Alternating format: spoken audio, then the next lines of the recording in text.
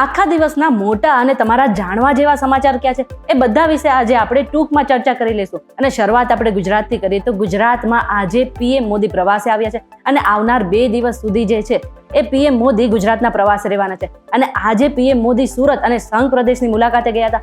સાથે જ તેમણે ત્યાં રોડ શોનું પણ આયોજન કર્યું હતું. પીએમ મોદી સુરત એરપોર્ટ પર પહોંચતાની સાથે જ કેન્દ્રીય જલ મંત્રી અને પ્રદેશ પ્રમુખ પાટીલ સહિતના અનેક નેતાઓએ તેમને આવકાર્યા હતા, જ્યાંથી તેઓ હેલિકોપ્ટર મારફતે સેલવાસ પહોંચ્યા હતા અને ત્યાં તેમને 450 બેડની નમો હોસ્પિટલનું લોકાર્પણ કર્યું હતું. આટલું જ નહીં, દાદરા નગર હવેલી, દમણ અને દીવને 2587 કરોડના વિવિધ કામોનું લોકાર્પણ અને ખાતમુહૂર્ત કર્યું હતું. સાથે જ તેમને સંઘ પ્રદેશને સિંગાપોર સાથે સરખાવ્યું હતું. તેમને કહ્યું કે જે સિંગાપોર છે એ પણ એક સમયે નાનું ગામ હતું, જે માછીમારોનું ગામ હતું, પરંતુ આગળ જતા ત્યાંના લોકોનો વિકાસ થયો અને જો સંઘ પ્રદેશના લોકો તેમનો સાથ આપશે તો આગળ જતા જે સંઘ પ્રદેશ છે એ પણ સિંગાપોર બની શકે છે. હવે એક તરફ જે છે પીએમ મોદી ગુજરાતના પ્રવાસે છે, તો બીજી તરફ કોંગ્રેસના નેતા રાહુલ ગાંધી પણ 2 દિવસ સુધી ગુજરાતના પ્રવાસે આવી ગયા છે. રાહુલ ગાંધીએ કોંગ્રેસના રાષ્ટ્રીય અધિવેશનને લઈને આયોજનની સમીક્ષા કરી હતી. સાથે તેમને 3 બેઠકોમાં બધા કાર્યકર્તા સાથે વિચારોની આપ-લે પણ કરી હતી અને ગુજરાતની જનતાને શોષણમાંથી મુક્તિ અપાવવા માટે મહિલાઓ, યુવાનો તથા ખેડૂતોના પ્રશ્નને પ્રાધાન્ય આપવા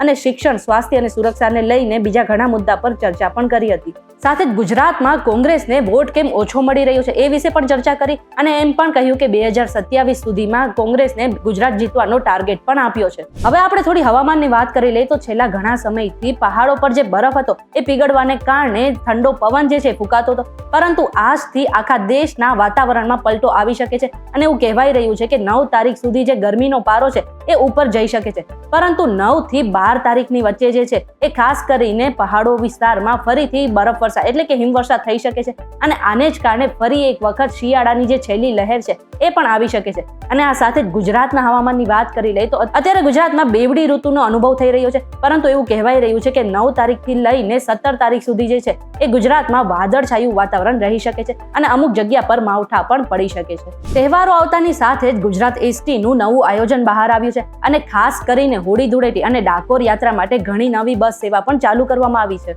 ખાસ કરીને અમદાવાદ, રાજકોટ, અમરેલી, જૂનાગઢ, ભાવનગર અને ભુજ જેવા વિસ્તારોમાંથી વધારાની 1200 જેટલી બસો વડે કુલ 7100 જેટલી ટ્રીપો સંચાલિત કરવાનું આયોજન કરવામાં આવ્યું છે. અને આ 1200 બસો પૈકી ડાકોર અને દ્વારકા જવા માટે 500 બસ અને આ સિવાયની જે બસો છે એ હોળી ધૂળેટીના પર્વને ધ્યાનમાં રાખીને ચલાવવામાં આવશે. મુસાફરો ડેપો અને નિગમની વેબસાઇટ www.gsrtc.in પરથી આ જે બસ છે તેની ટિકિટ ઓનલાઈન બુક કરાવી શકે છે. ખાસ કરીને હોળી ધૂળેટીના તહેવારને લઈને 9 માર્ચથી 13 માર્ચ સુધી વધારાની બસો પણ ચલાવવામાં આવશે. ગુજરાતમાં નશાબંધી હોવાની જે વાત છે તેની પોલ ખુલી ગઈ છે, કારણ કે છેલ્લા 1 વર્ષમાં 171 કરોડના નશીલા પદાર્થ જે છે એ પોલીસ દ્વારા ઝડપવામાં આવ્યા છે. છેલ્લા 1 વર્ષમાં 2 કરોડ 46 લાખની કિંમતનો દેશી દારૂ પકડાયો છે, તો 120 કરોડની કિંમતનો વિદેશી દારૂ પણ પકડાયો છે. આટલું જ નહીં, 1 વર્ષમાં રૂપિયા 1 કરોડ 11 લાખની કિંમતનો અફીણનો જથ્થો પણ પકડાયો છે અને 30 કરોડની કિંમતનો ચરસનો જથ્થો પણ પકડાયો છે. ખાસ કરીને નશીલા પદાર્થ અમદાવાદ, રાજકોટ, બનાસકાંઠા, મહેસાણા અને નવસારી જિલ્લામાંથી પકડાયા છે.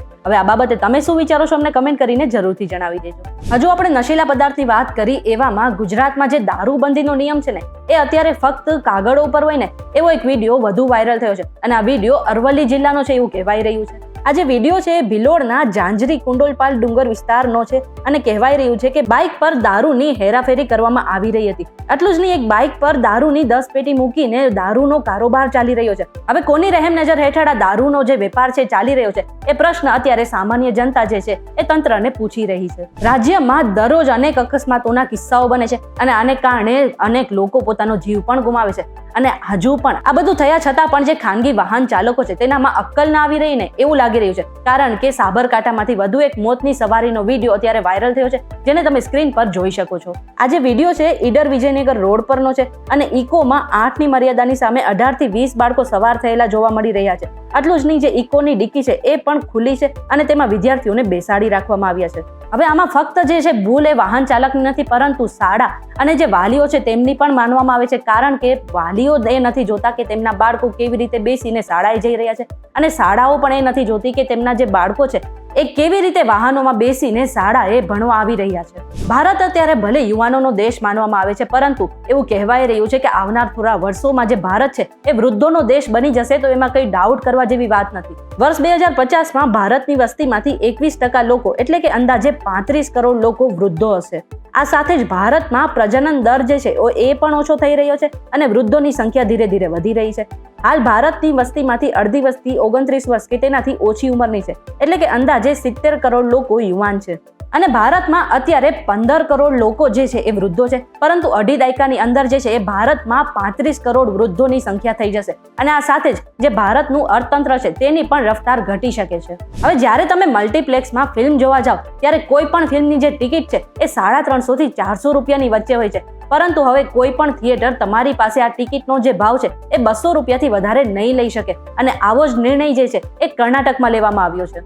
કર્ણાટકના મુખ્યમંત્રીએ શુક્રવારે જાહેરાત કરી હતી કે મલ્ટીપ્લેક્સ સહિત રાજ્યના તમામ સિનેમા હોલમાં મૂવી ટિકિટની મહત્તમ કિંમત 200 રૂપિયા સુધી મર્યાદિત રહેશે. આ સાથે એમને એમ પણ જાહેરાત કરી કે કન્નડ ફિલ્મને વધારે પ્રોત્સાહન મળે ને આ માટે એક OTT પ્લેટફોર્મ પણ બનાવવામાં આવશે. હવે પાકિસ્તાન અને અફઘાનિસ્તાનના લોકો અમેરિકા નહીં જઈ શકે, આવો જ કંઈક નિર્ણય જે છે ડોનાલ્ડ ટ્રમ્પ લેવા જઈ રહ્યા છે. ટેરિફ વોર બાદ તેમને આગામી સપ્તાહથી પાકિસ્તાન અને અફઘાનિસ્તાન સહિત ઘણા દેશોના નાગરિક પર અમેરિકામાં પ્રવેશ કરવા પર પ્રતિબંધ મૂકી શકે છે. અને આ પ્રતિબંધ દેશની સુરક્ષા અને જોખમને ધ્યાનમાં રાખીને લેવામાં આવ્યું હોય એવું પણ કહેવાય રહ્યું છે. આ પહેલા પણ ટ્રમ્પે 2018માં 7 મુસ્લિમ દેશોના નાગરિકો માટે અમેરિકામાં નો એન્ટ્રીની જાહેરાત કરી હતી. જોકે બાઇડને વર્ષ 2021માં પ્રતિબંધ દૂર કર્યો હતો અને કહ્યું હતું કે આ પ્રતિબંધ અમારા દેશની અંતરાત્મા માટે એક ધબ્બા સમાન છે. પરંતુ હવે કહેવાય રહ્યું છે કે આવનાર અઠવાડિયામાં જે ટ્રમ્પ છે એ ફરી એક વખત પાકિસ્તાન અને અફઘાનિસ્તાન સહિત 7 દેશો પર આ પ્રતિબંધ ફરી એક વખત લાગુ કરી શકે છે. ત્યારે આ બાબતે તમે શું વિચારો છો કમેન્ટ કરીને જરૂરથી જણાવી દેજો અને આવા જ વિડીયોઝ જોવા માટે અમારી ચેનલ સાથે જોડાયેલા રહેજો.